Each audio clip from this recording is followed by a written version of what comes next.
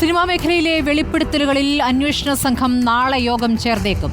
ആരോപണം ഉന്നയിച്ചവരുടെ മൊഴി രേഖപ്പെടുത്തുമെന്നും യോഗം തീരുമാനിക്കും. അന്വേഷണ പരിധിയിൽ ഹേമ കമ്മിറ്റി റിപ്പോർട്ട് ഉൾപ്പെടുത്തണോ എന്നും പരിശോധിക്കും. സുനിഷ അയ്യലൂർ വിവരങ്ങളുമായി.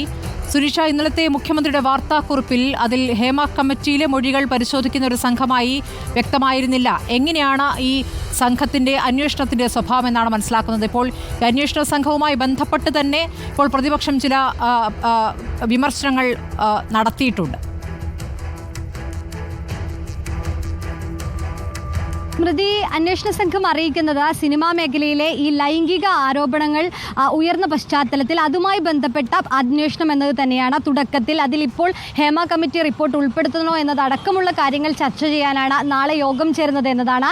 നാളെ പ്രഥമ യോഗം ചേരുകയാണ്. അതുകൊണ്ട് തന്നെ ഈ വിഷയങ്ങളൊക്കെ ഏതൊക്കെ വിഷയങ്ങളിൽ ഏതൊക്കെ രീതിയിലാണ് അന്വേഷണത്തിന്റെ പരിധിയിലേക്ക് ഉൾപ്പെടുത്തേണ്ടത് എന്നതടക്കമുള്ള കാര്യങ്ങളാണ് നാളത്തെ യോഗത്തിൽ ചർച്ചയാവുകയും ചെയ്യുക. പ്രധാനമായും നിലവിലിപ്പോൾ സിദ്ദിഖ്, രഞ്ജിത്ത്, മുകേഷ് തുടങ്ങി നിരവധി പേർക്കെതിരെ വ്യാപകമായ ആരോപണങ്ങളാണ് ഓരോ ദിനം പ്രതി ഉണ്ടായിക്കൊണ്ടിരിക്കുന്നത്. അതുകൊണ്ട് തന്നെ ഈ ആരോപണങ്ങളിൽ എത്രത്തോളം കഴമ്പുണ്ട് എന്നത് തന്നെയാണ് പ്രധാനമായും അന്വേഷിക്കുക. ഒപ്പം തന്നെ ഈ ആരോപണം ഉന്നയിച്ചവരെ വിശദമായി കേൾക്കുക എന്നത് തന്നെയാണ് അന്വേഷണ സംഘത്തിന്റെ തീരുമാനം. അവരിൽ നിന്നും വിശദമായി മൊഴി എടുത്തുകൊണ്ട് പരാതിയിൽ ഉറച്ചു നിൽക്കുകയാണെങ്കിൽ പരാതി നൽകുകയാണെങ്കിൽ ഈ ആരോപണത്തിൽ ഉറച്ചു നിന്ന് പരാതി നൽകുകയാണെങ്കിൽ അതിന്റെ മേൽ കേസെടുക്കുക എന്ന രീതിയിലേക്കാണ് നിലവിലുള്ള തീരുമാനം.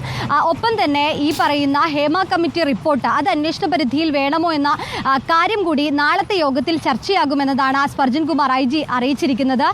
അങ്ങനെ യോഗത്തിൽ ചർച്ചയാവുകയാണെങ്കിൽ, അങ്ങനെ ഒരു പരിധിയിലേക്ക് കൊണ്ടുവരികയാണെങ്കിൽ പ്രധാനമായും ഈ ആരോപണം ഉന്നയിച്ച ഈ റിപ്പോർട്ടിൽ മൊഴി നൽകിയിരിക്കുന്നവരെ ഈ അന്വേഷണ സംഘം പ്രത്യേകമായി കാണുമെന്നും ഈ മൊഴി വനിതാ പോലീസ് മൊഴി എടുക്കുമെന്നുമാണ് മനസ്സിലാക്കുന്നത്. ഒപ്പം തന്നെ ഹേമയുമായി ജസ്റ്റിസ് ഹേമയെ കേൾക്കാനും അവരുടെ കാര്യങ്ങൾ കൂടി മനസ്സിലാക്കുകയും ചെയ്യും ഈ പഠനവുമായി ബന്ധപ്പെട്ടുകൊണ്ട്.